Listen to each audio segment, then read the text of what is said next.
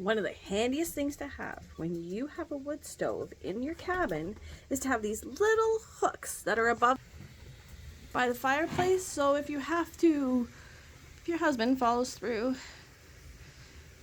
the swamp looking at a beaver dam, he can hang his stuff up and let it dry by the stove. They're not that close to the stove, don't worry.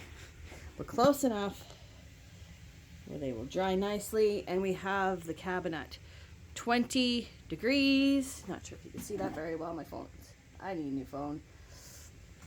20 degrees, and they are perfect, and so are these little hangers. They crushed inside, so they can squeeze and hang them properly. And there's Jax.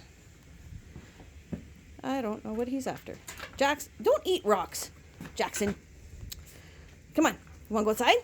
This is what he does. This is what he does. He just, ugh. 1-year-old Jack Russells are so much fun.